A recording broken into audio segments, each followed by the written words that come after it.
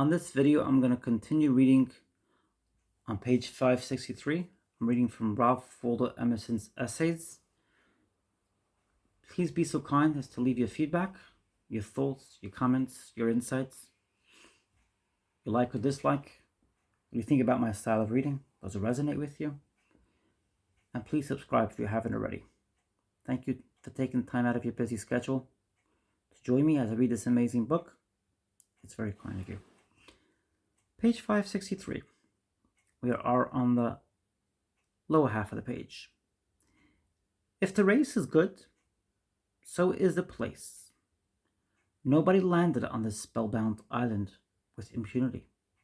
The enchantments of barren, shingle, and rough weather transformed every adventurer into a laborer.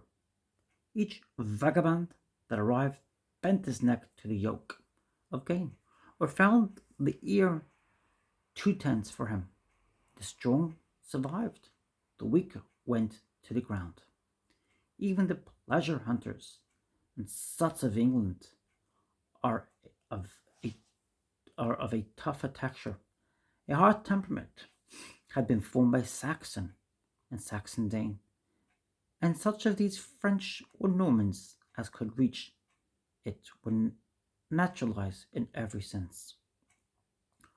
All the admirable expedients or means hit upon in England must be looked at as growths of irresistible offshoots of the expanding mind of the race. A man of the brain thinks and acts thus, and his neighbor, being afflicted with the same kind of brain, though he is rich and called a baron or a duke, thinks the same thing, and is ready to allow the justice of the thought and act in his retainer or tenant, though sorely against his baronial or duct will. The island was renowned in antiquity for its breed of mastiffs, so fierce that when their teeth were set you must cut their heads off to part them. The man was like his dog. The people have that nervous bilious temperament which is known by medical men to resist every means employed to make its possessor subservient to the will of others. The English game is main force to main force. The planting of foot to foot, fair play, and open field. A rough tug without trick or dodging, till one or both come to pieces.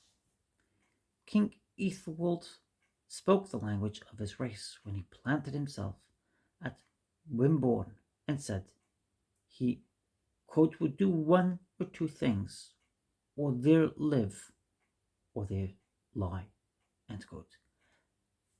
They hate craft and subtlety. They neither poison nor waylay, nor assassinate. And when they have pounded each other to a poultice, they will shake hands and be friends for the remainder of their lives. You shall trace these Gothic touches at school, at country fairs, at the hustings, and in Parliament. No artifice, no breach of truth and plain dealing, not so much as secret ballot is suffered in the island.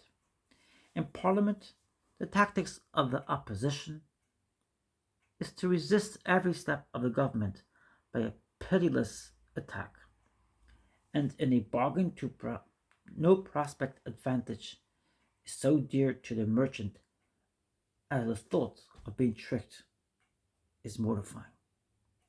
Sir Kenelm Digby, a courtier of Charles and James, who won the sea fight of Scanderum, was a model Englishman in his day.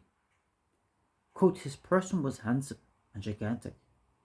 He had so graceful elocution and noble dress that had he been dropped out of the clouds in any part of the world, he would have made himself respected. He was skilled in 6 tongues, a master of arts and arms. End quote. Sir Kenelm wrote a book of bodies of souls in which he compounds that, quote, syllogisms do breed, or rather are all the variety of man's life. They are the steps by which we walk in all our businesses. Man as he is man doth nothing else but weave such chains. Whatsoever he doth swerving from this work, he doth as deficient from the nature of man, and if he know and if he do aught beyond this, by breaking out the divers sorts of exterior actions, he findeth nevertheless in this linked sequel of simplest discourses the art, the cause, the rule, the bounds, and the model of it. End quote. They spoke the genius of the English people. There is a necessity on them to be logical. They would hardly greet the good than did not logically fall, as if it excluded their own merit, or shocked their understandings. They are jealous of minds that have much faculty of association, from an instinctive fear that the seeing many relations to their thought might impair this serial continuity and lucrative concentration. They are impatient of genius or of minds addicted to contemplation, and cannot conceal their contempt for sallies of thought, however lawful, whose steps they cannot count by their wonted rule. Neither do they reckon better a syllogism that ends in syllogism, for they have a supreme eye to facts, and theirs is a logic that brings salt to soup, hammer to sail, or to boat. The logic of cooks, carpenters, and chemists, following the sequence of nature, and one on which words make no impression. Their mind is not dazzled by its own means, but locked and bolted to results. They love men who, like Samuel Johnson, a doctor in the schools, would jump out of his syllogism the instant his major proposition was in danger, to save that at all hazards. The practical version is spacious, and they can hold many threads without entangling them. All the steps they orderly take, but with the high logic of never confounding the minor and major proposition, keeping their eye on their aim, and all the complicity and delay incident to the several series of means they employ. There is a room in their minds for this and that, a science of degrees. In the courts, the independence of the judges and the loyalty of the suitors are equally excellent. Parliament, they have hit on that capital invention of freedom, a constitutional opposition. And when courts and parliament are both deaf, the plaintiff is not silenced. Calm patient is weapon of defense from year to year, is the obstinate reproduction of the grievance with calculations and estimates. But meantime, he is drawing numbers and money to his opinion. Resolved that if all remedy fails, right of revolution is at the bottom of his charterbacks. They are bound to see their measure carried and stick to it through ages of defeat. Into this English logic, however, an infusion of justice enters, not so apparent in other races, a belief in the existence of two sides and the resolution to see fair play. There is on every question an appeal from the assertion of the parties to the proof of what is asserted. They kiss the dust before a fact. It is a machine. It is a charter. It is a boxer in the ring.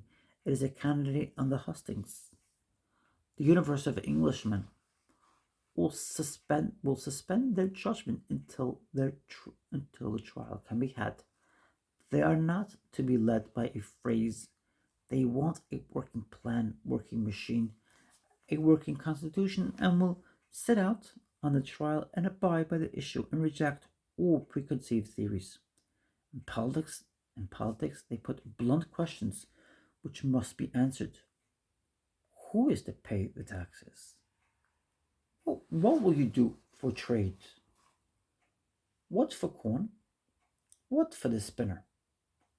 The singular fairness and its results strike the French with surprise.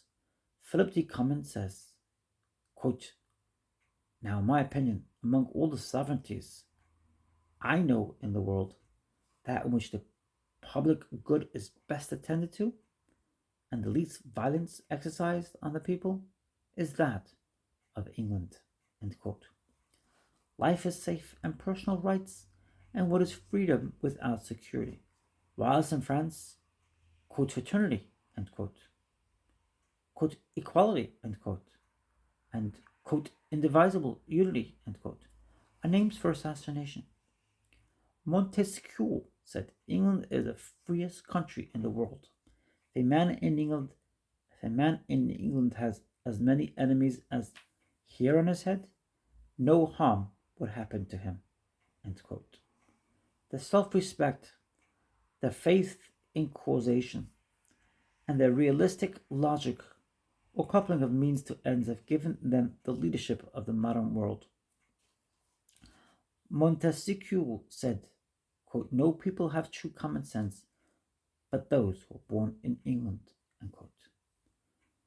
This common sense is a perception of all the conditions of our earthly existence, of laws that can be stated and laws that cannot be stated, or that are learned only by practice, and which allowance for friction is made.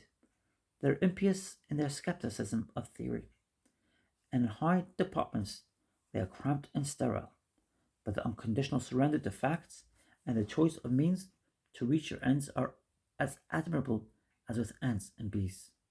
The bias of a nation is a passion for utility.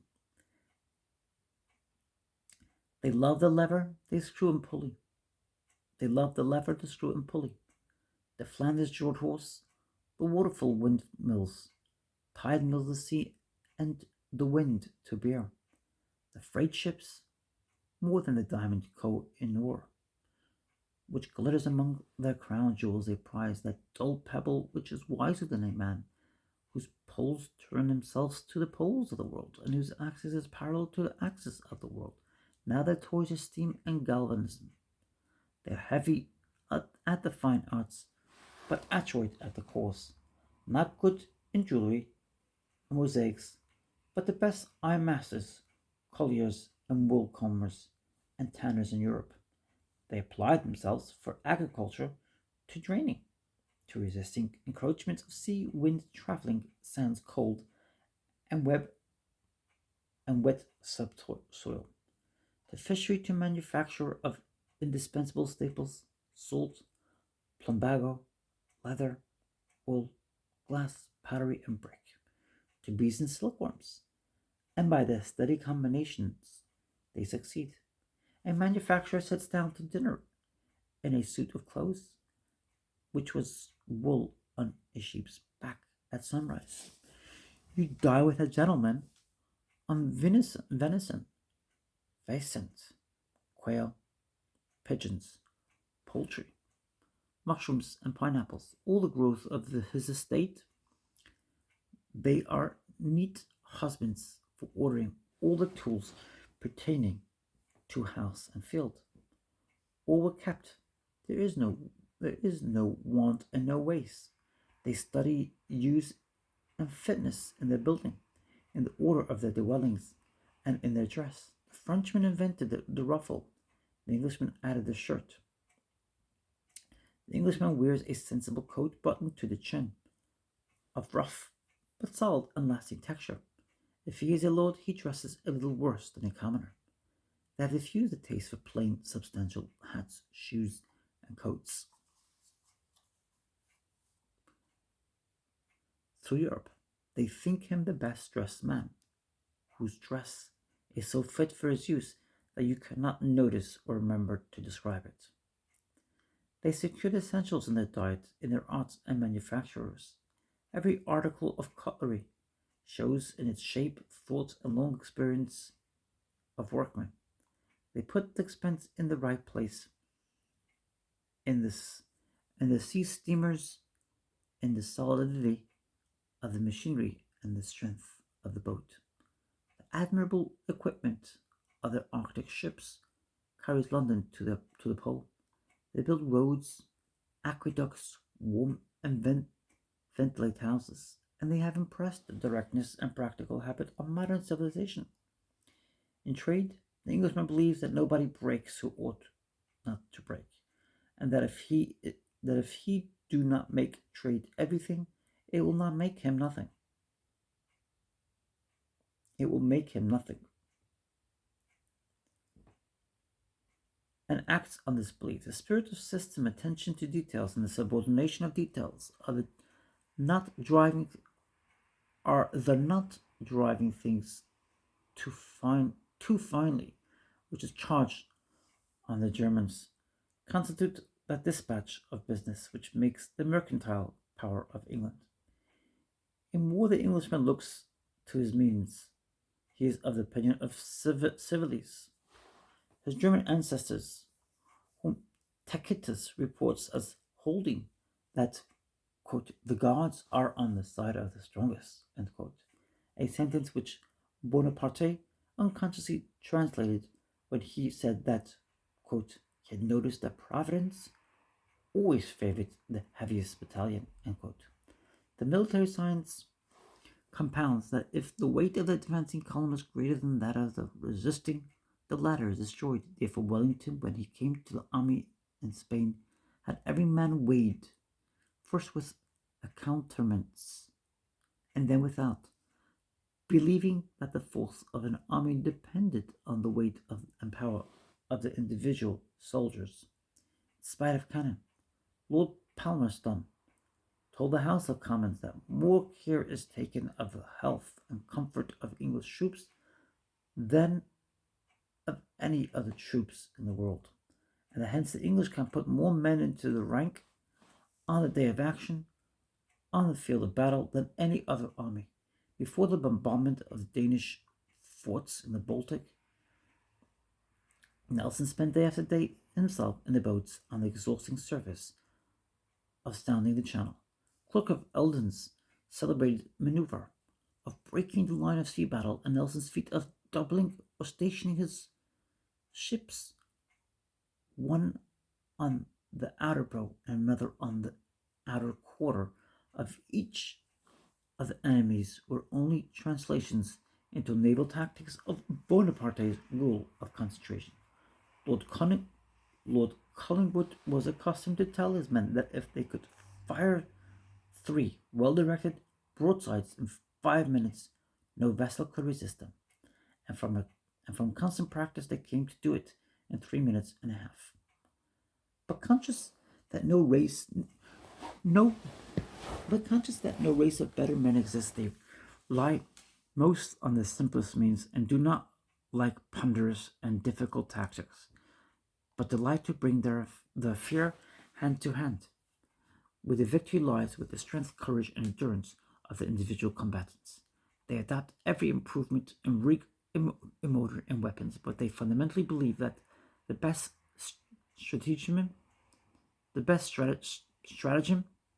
in naval war is to lay your ship close alongside of the enemy ship and bring all your guns to bear on him until you or he go to the bottom. This is the old fashion which never goes out of fashion, neither in nor out of England.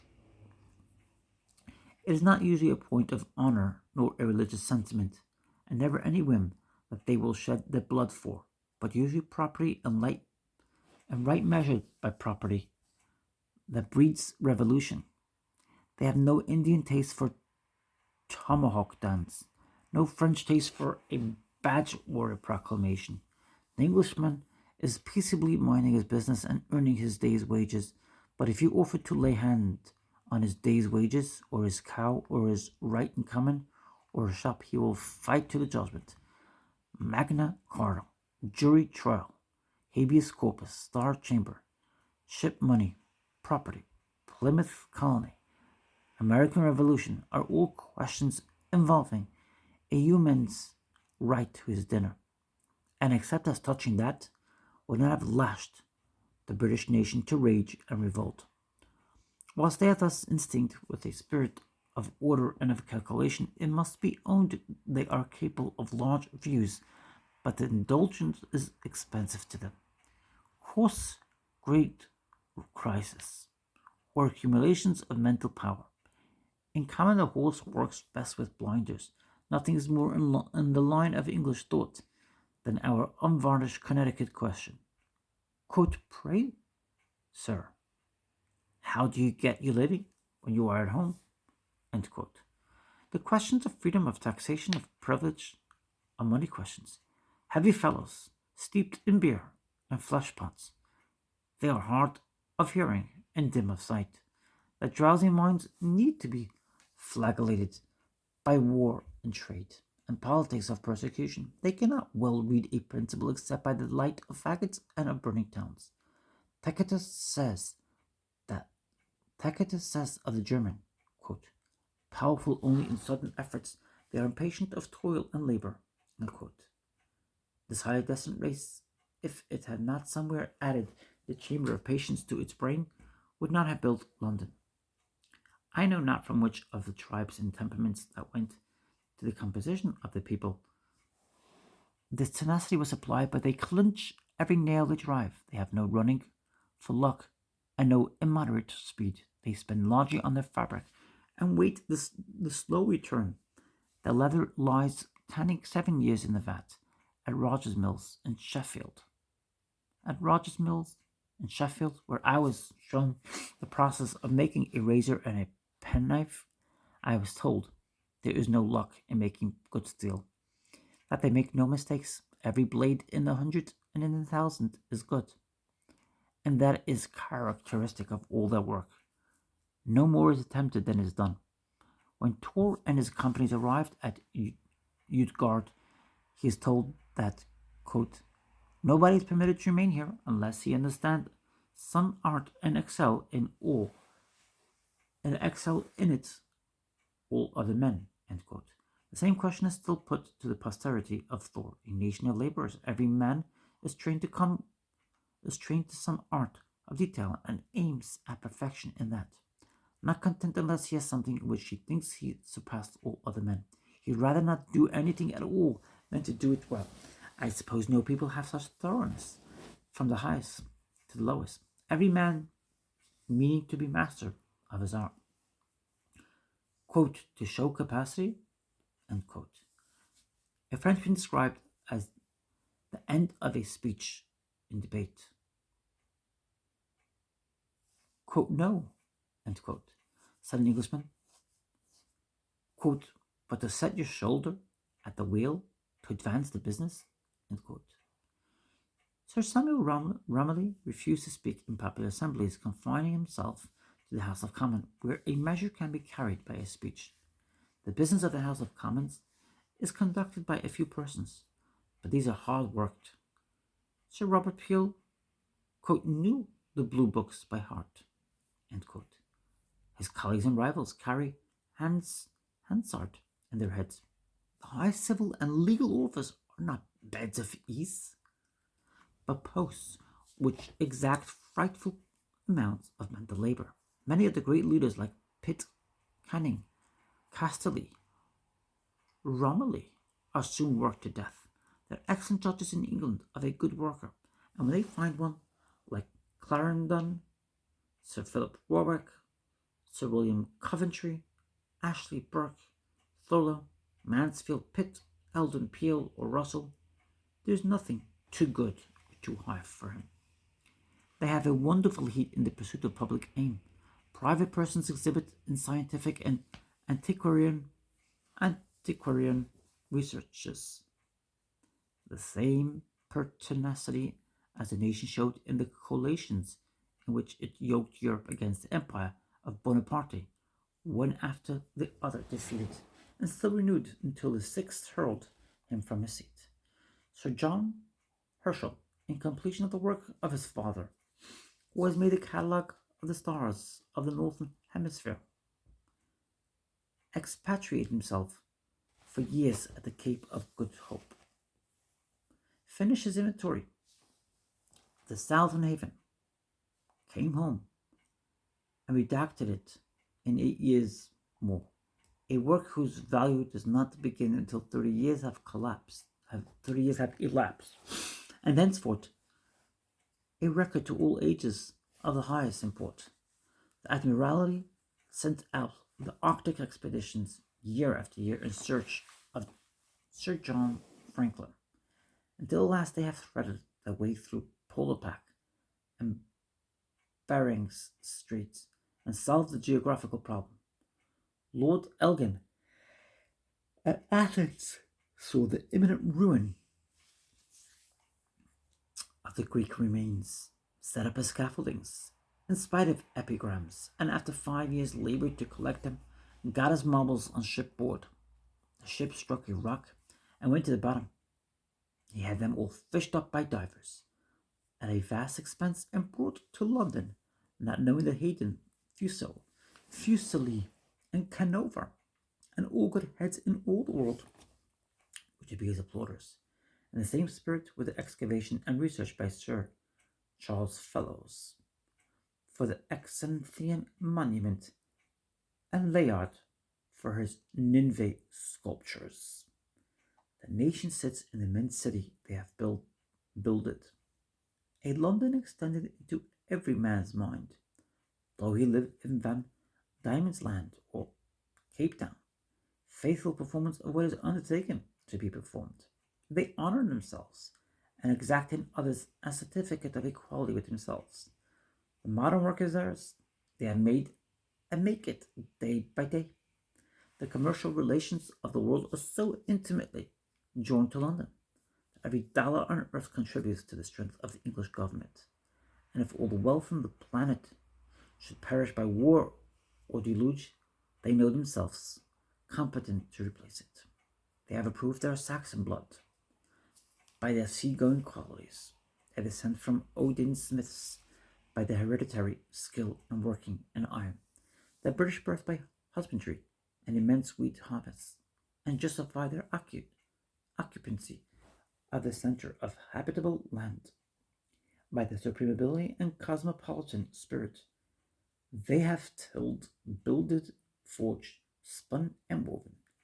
They have made the island a thoroughfare, and London a shop, a law court, a record office, and scientific bureau,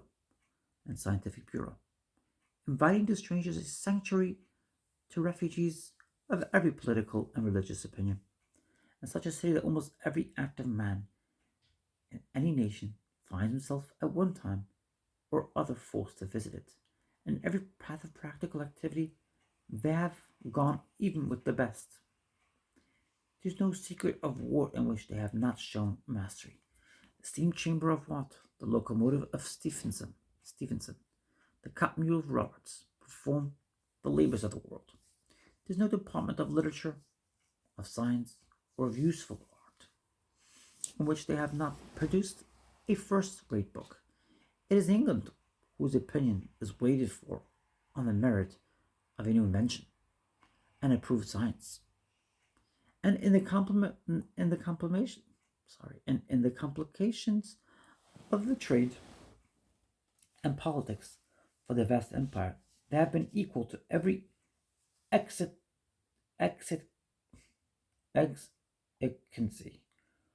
with councils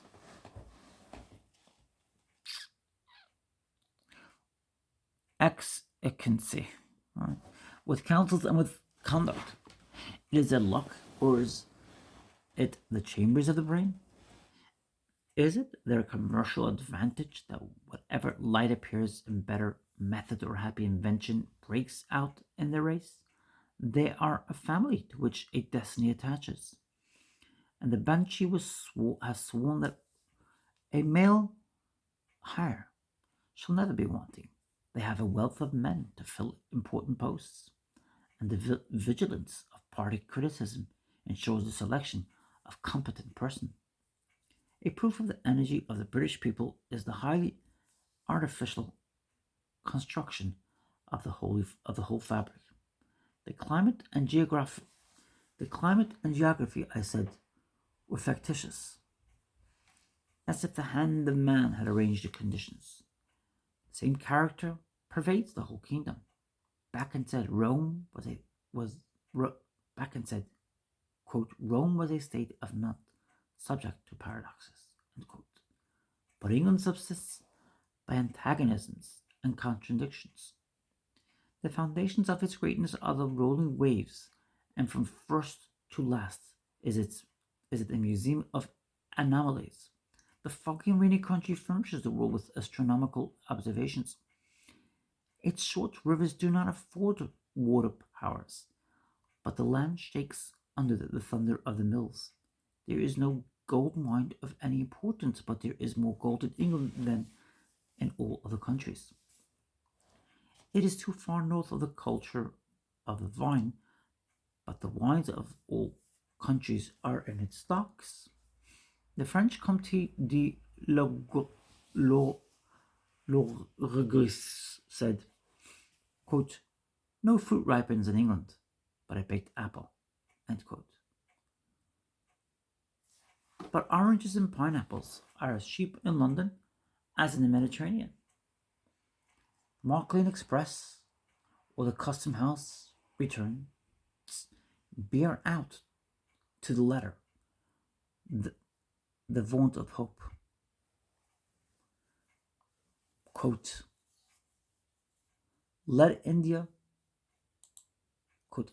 boast her palms, nor envy we the weeping amber, nor the spicy tree, while by our oaks these precious loads are born, and realms commanded with those trees adorn, which those trees adorn. The native cattle are extinct, but the island is full of artificial breeds.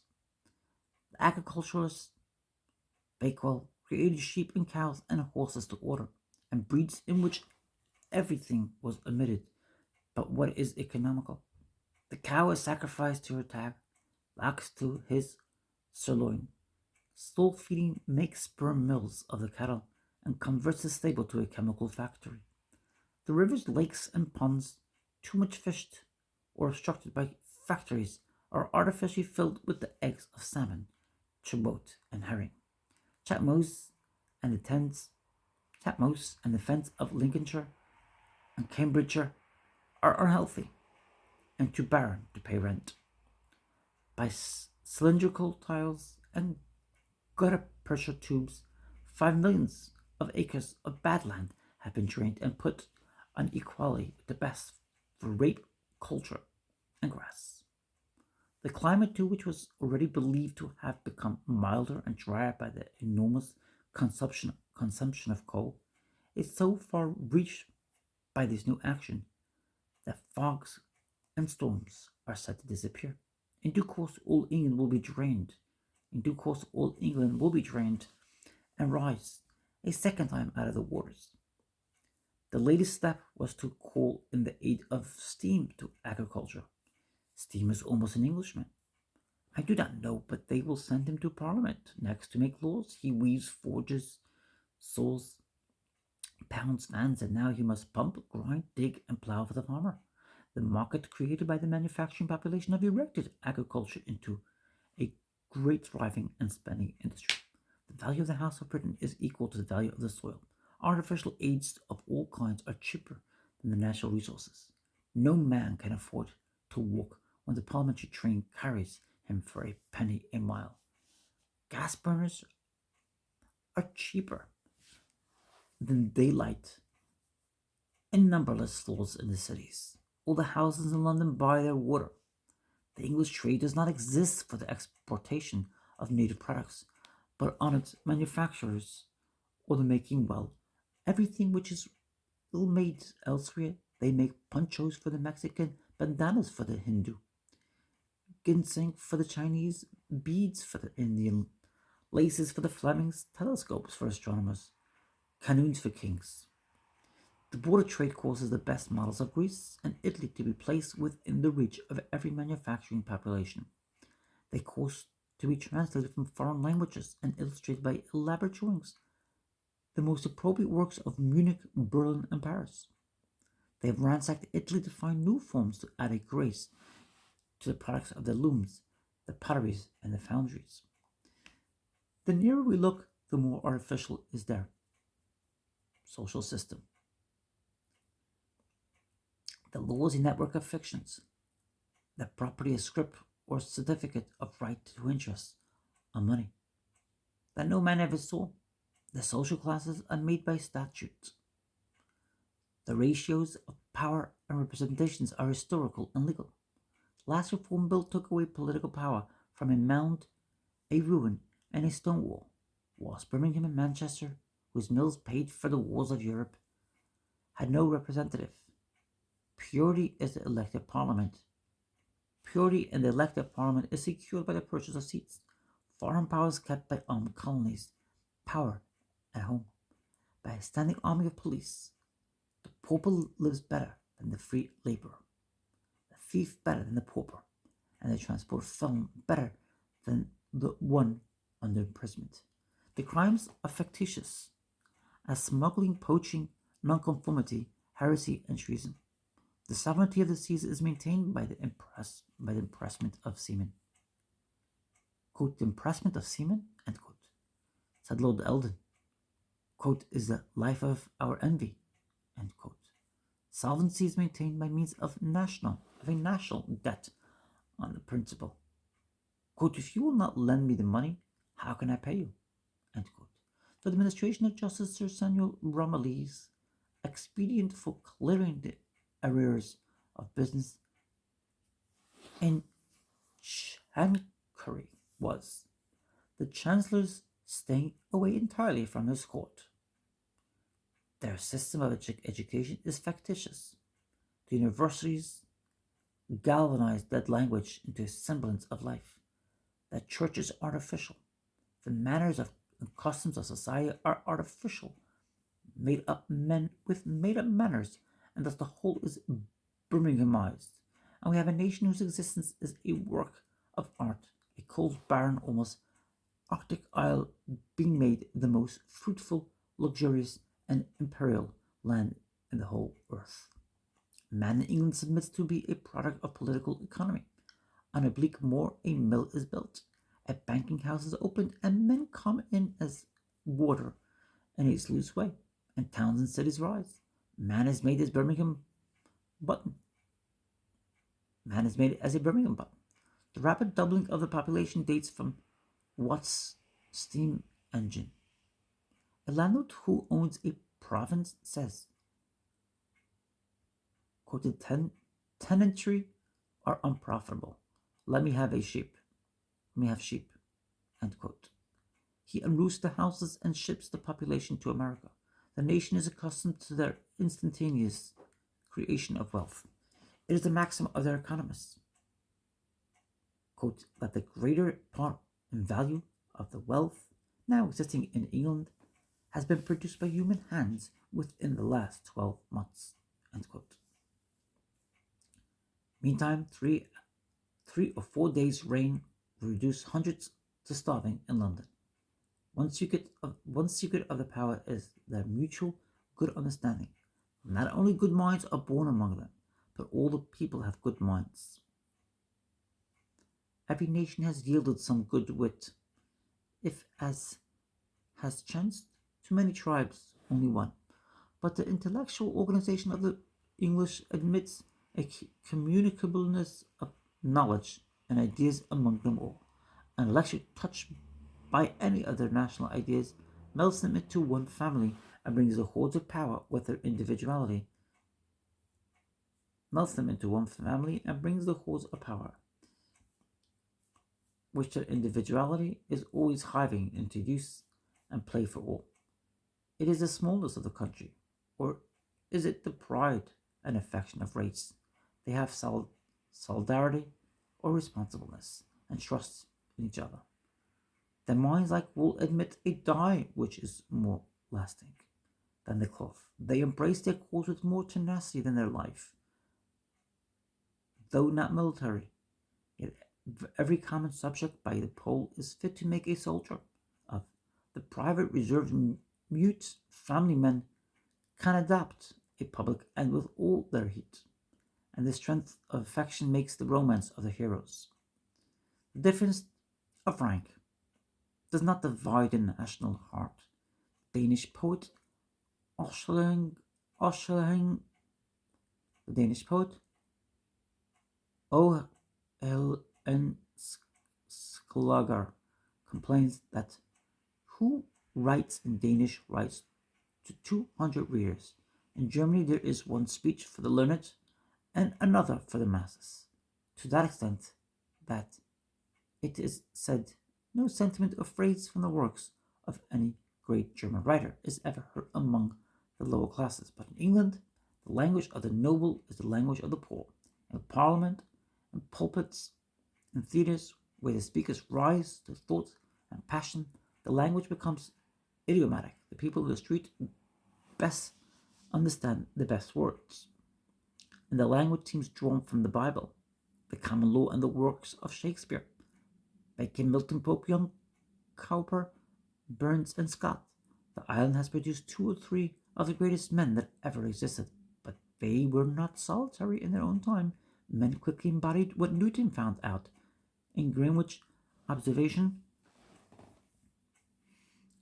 In Greenwich observatories and practical navigation, the boys know all that Hutton knew of strata, or Dalton of atoms, or Harvey of blood vessels. And these studies,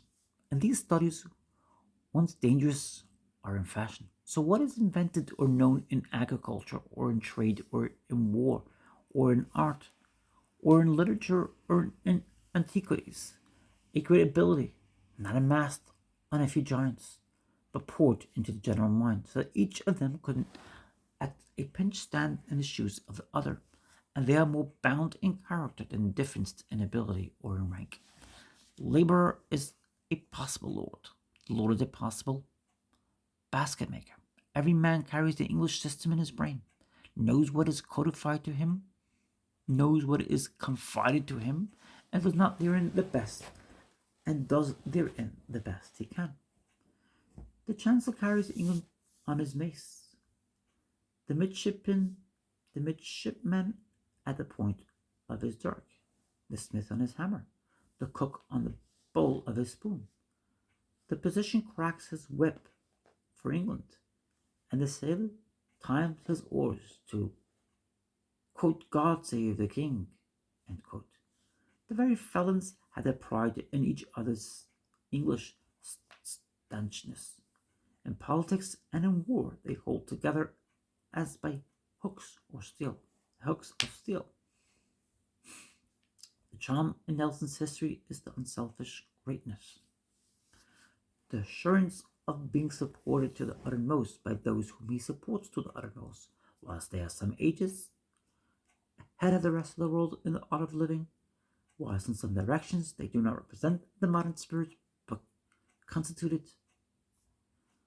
This vanguard of civility and power, they coldly hold a marching in phalanx, lockstep, foot after foot,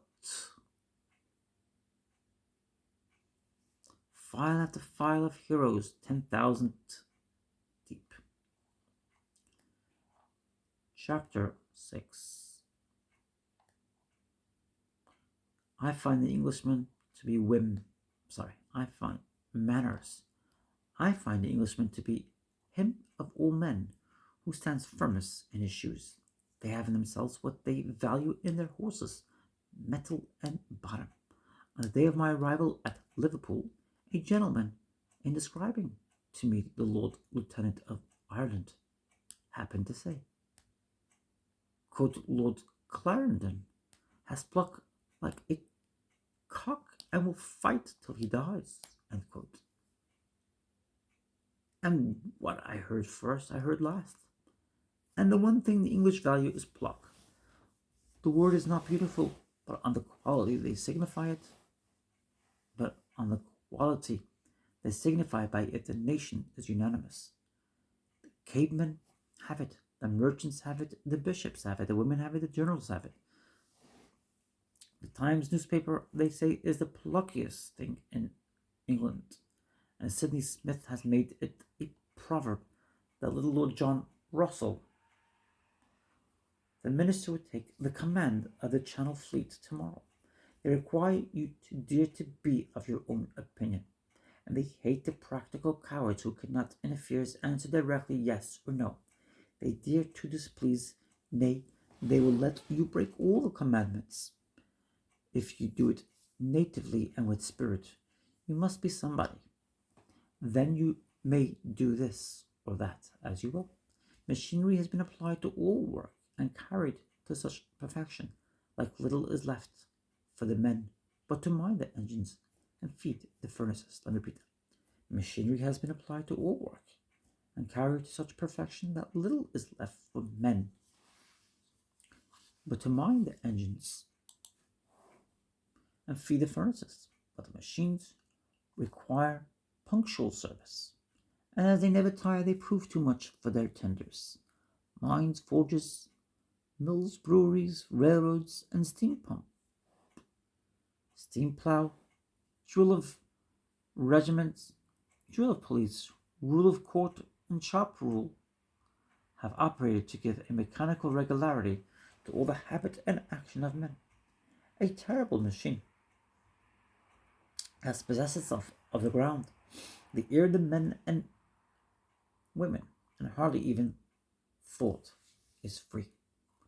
Mechanical might and organization requires the people, constitution, and answering spirits, and he who goes among them must have some weight of metal. At last you take your hint from the fury of life you find, and say one thing is plain. This is no country for faint-hearted people. Don't creep about diffidently. Make up your mind.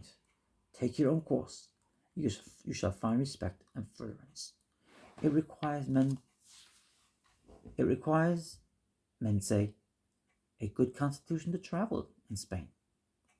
I say as much of England. For other cause, simply on account of the vigor and brawn of the people. Nothing but the most serious business could give one any counterweight to these barsocks. Though they were only to order eggs and muffins for their breakfast, the Englishman speaks with all his body. His elocution is stomachic, as American is labial. The Englishman is very petulant and precise about his accommodation. At inns and on the roads, a quibble about his toast and his chop, and every species of convenience, and loud and pungent in his expressions of impatience at any neglect. His vivacity betrays itself at all points, in his manners, in his respiration, and the inarticulate noises he makes in clearing the throat, all significant of burly strength. He has stamina. He can take the initiative in emergencies. He has that aplomb which results from a good adjustment of the moral and physical nature and obedience of all the powers to the will, as if the axis of his eyes were united to his backbone and only moved with the trunk. This vigor appears in the incuriosity and stony neglect, each of every other. Each man walks, eats, drinks, shaves, dresses, gesticulates, and in every manner acts and suffers without reference to the bystanders, in his own fashion, only careful not to interfere with them or annoy them. Not that he is trained to neglect the eye of his neighbors. He is really occupied with his own affair and does not think of them. Every man in this polished country consults only his convenience as much as a solitary pioneer in Wisconsin. I know not where any personal eccentricity is so freely allowed, and no man gives himself any concern with it. An Englishman walks in a pouring rain, swinging his closed umbrella like a walking stick, wears a wig or a shawl or a saddle, stands on his head, and no remark is made. And as he has been doing this for several generations. It is now in the blood. In short, every one of these islanders is an island himself, safe, tranquil, incommunicable. In a company of strangers, you would think him deaf. His eyes never wander from his table and newspaper. He's never betrayed into any curiosity of or unbecoming emotion. They have all been trained in one severe school of manners, and never put off the harness. He does not give his hand. He does not let you meet his eye. It is almost an affront to look a man in the face without being introduced. In mixed or in select companies, they do not introduce persons, so that a presentation is a circumstance as valid as a contract. Introductions are sacraments. He withholds his name. At the hotel, he is hardly willing to whisper it to the clerk at the book office. If he give you his private address on a card, it is like an avowal of friendship. And his bearing on being introduced is cold, even though he is seeking your acquaintance and is studying how he shall serve you. It was an odd proof of his impressive energy that in my lectures I hesitated to read and threw out for its impertinence many a disparaging phrase which I had been accustomed to spin about poor, thin, unable mortals. So much had the fine physique and the personal vigor of this robust race worked on my imagination. I happened to arrive in England at the moment of a commercial crisis, but it was evident that let who will fail. England will not. These people have sat here 1,000 years and here will continue to sit. They will not break up or arrive at any desperate revolution like their neighbors, for they have as much energy, as much continence, as much energy, as much continence of character as they ever had. The power and possession which surround them are their own creation, and they exert the same commanding industry at this moment. They are positive, methodical, cleanly, and formal, loving routine and conventional ways, loving truth and religion, to be sure, but inexorable on points of form. All the world praises the comfort and private appointments of an English inn and of English households. You are sure of neatness and of personal decorum. A Frenchman may possibly be clean. An Englishman is conscientiously clean. A certain order and complete propriety is found in his dress and in his belongings. Born in a harsh and wet climate, which keeps him indoors whenever he is at rest, and being of an affectionate and loyal temper, he dearly loves his house. If he is rich, he buys a demesne and builds a hall. If he is in middle condition, he spares no expense on his house. Without, it is all planted. Within, it is wainscoted, carved, curtained, hung with pictures, and filled with good fortune. It is a passion which survives all others to deck and improve it. Hither he brings all that is rare and costly, and with a national tendency to sit fast in the same spot for many generations, it comes to be, in the course of time, a museum of heirlooms, gifts, and trophies of the adventures and exploits of the family. He is very fond of silver plate. Though he have no gallery of portraits of his ancestors, he has of their punch bowls and porringers. Incredible amounts of plate are found in good houses, and the poorest have some spoon or saucepan, gift of a godmother, saved out of better times.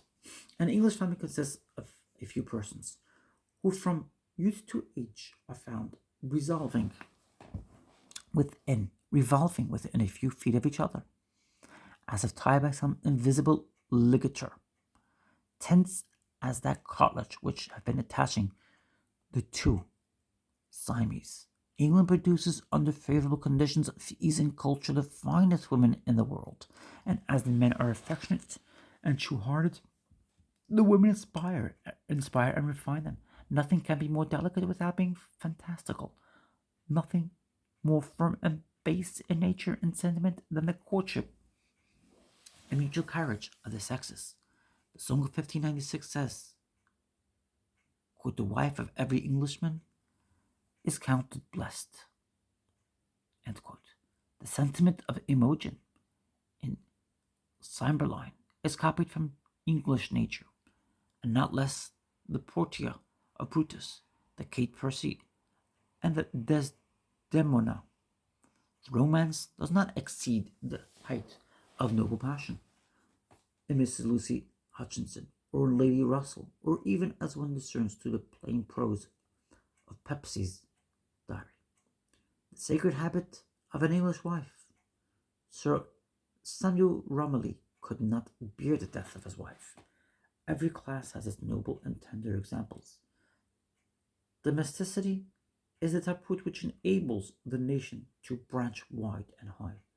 The motive and end of the trade and empire is to guard their independence and privacy, of their homes. Nothing so much marks their manners as the concentration on their household ties. The domesticity is carried into court and camp. Wellington governed India and Spain and his own troops, and fought battles like a good family man, paid his debts, and though general of an army in Spain, could not stir abroad for fear of public creditors. This taste for house and parish merit has, of course, its doubting and foolish side. Mr. Cobbett attributes the huge popularity of Percival, Prime Minister in 1810, to the fact that he was wont to go to church every Sunday with a large quarto gilt prayer book under one arm, his wife hanging on the other, and followed by a long brood of children. They keep their old customs and pumps, their wig and mace, sceptre and crown. The Middle Ages still lurk in the streets of London. The Knights of the Bath take oath to defend injured ladies. The gold stick in waiting survives.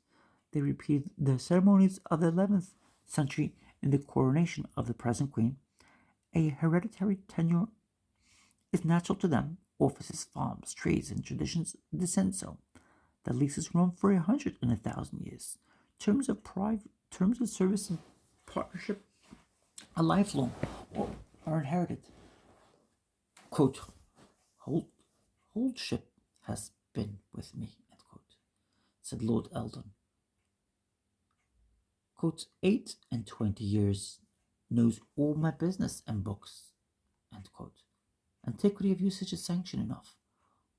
Woodworth says of the small freeholders of Westmoreland, many of these humble sons of the hills had a consciousness that the land which they tilled had for more than 500 years been possessed by men of the same name and blood, end quote. The ship carpenter in the public yards, my lord's gardener and porter, have been there for more than 100 years. Grandfather, father, and son. The English power resides also in their dislike of change.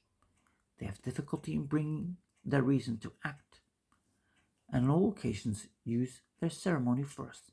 As soon as they have rid themselves of some grievance and settled the better practice, they make haste to fix it as a finality, and never wish to hear of alteration more. Every Englishman is an embryonic chancellor. His instinct is to search for a precedent. The favorite phrase of their law is, quote, "a custom whereof the memory of man runneth not back to the contrary," end quote. The barons say, quote, "ne olumus muterus," end quote. The cockneys stifle the curiosity of the foreigner on the reason of any practice, with, quote, "Lord sir, quote, Lord sir, it was always so," end quote. They hate innovation. Bacon told them time was a right reformer. Chatham, that, quote, "confidence was a plant of slow growth," end quote. canning to, quote, advance with the times, unquote. And Wellington that, quote, habit was 10 times nature, unquote. All the statesmen learned the irresistibility of the tide of custom and have invented many fine phrases to cover the slowness of perception and prehensility of tale. A seashell should be the crest of England, not only because it represents a power built on the waves, but also the hard finish of the men. The Englishman is finished like a cowrie or a murex. After the spire and the spines are formed, or with the formation a juice exudes in a hot enamel varnishes every part. The keeping of the properties is as indispensable as clean linen. No merit quite contravails the want of this, whilst this sometimes stands in lieu of all. 'Tis in bad taste, end quote. Quote, it is in bad taste, end quote, is the most formidable word an Englishman can pronounce. But this Japan costs them dear. There is a prose in certain Englishmen which exceeds in wooden deadlines. There is a prose in certain Englishmen which exceeds in wooden deadness. All rivalry with other countrymen. There is a knell in the conceit and externality of their voice, which seems to say, leave all hope behind. In this Gibraltar of propriety, mediocrity gets entrenched and consolidated and founded in adamant.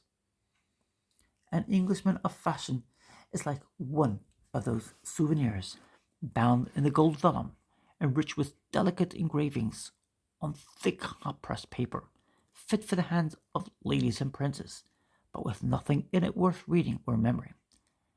A severe decorum rules the court and the cottage. When Thalberg, the pianist, was one evening performing before the Queen at Windsor, in a private party, the Queen accompanied him with her voice. The circumstance took air, and all England shuddered from sea to sea.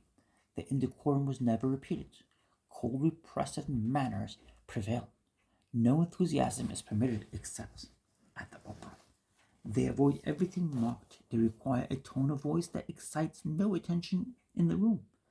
Sir Philip Sidney is one of the patron saints of England, of whom Walton said, quote, his wit was a measure of congruity, unquote. Pretension and vaporing are once for all distasteful. They keep to the other extreme of low tone in dress and manners. They avoid pretension and go right to the heart of the thing. They hate nonsense, sentimentalism, and high-flown expression. They use a studied plainness. Even Brummel, their fop, was mocked by the severest simplicity in dress. They value themselves on the absence of everything theatrical in the public business, and on consciousness and going to the point in private affairs. In an aristocratical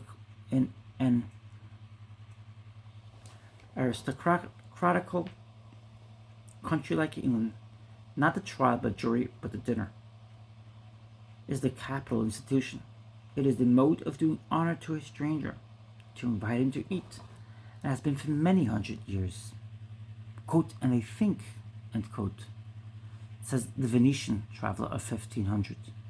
Quote, no greater honor can be conferred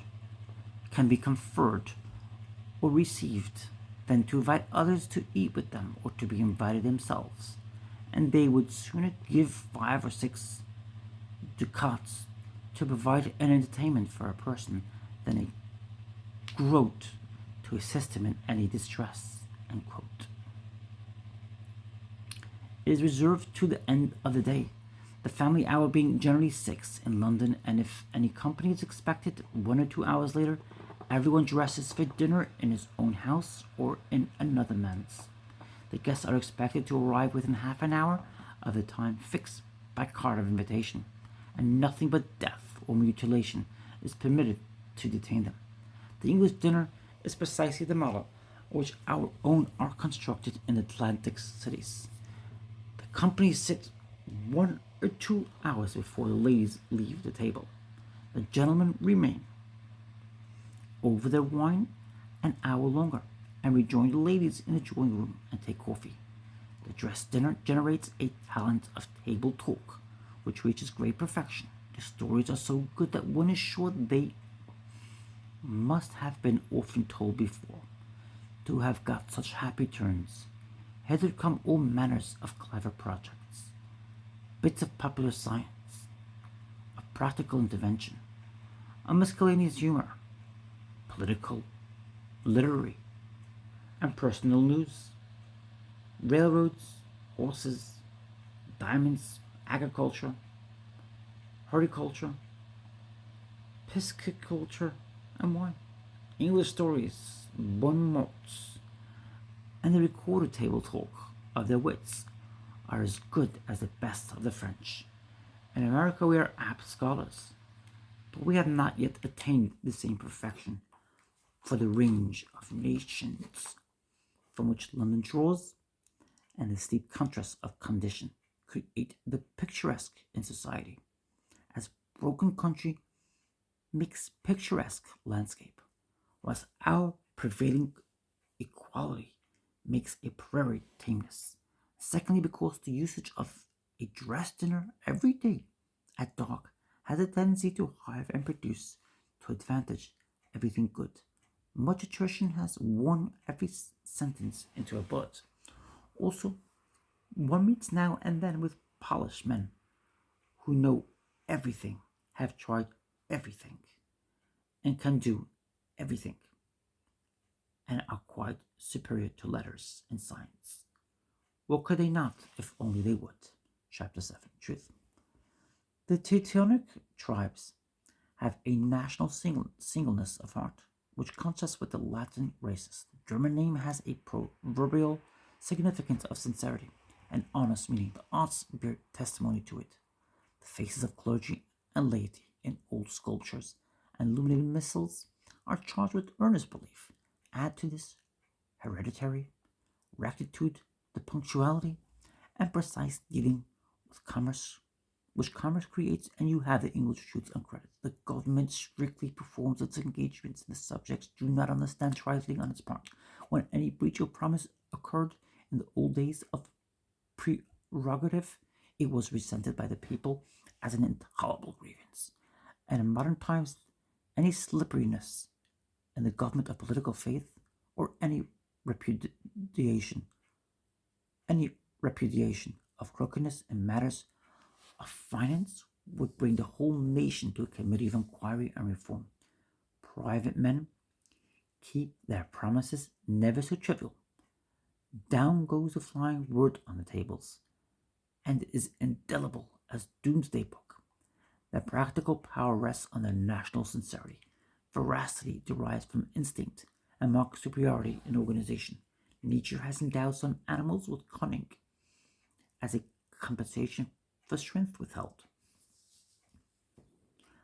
but it has provoked the malice of all others, as if avengers of public wrong in the nobler kinds, where strength could be afforded, her races are loyal to truth.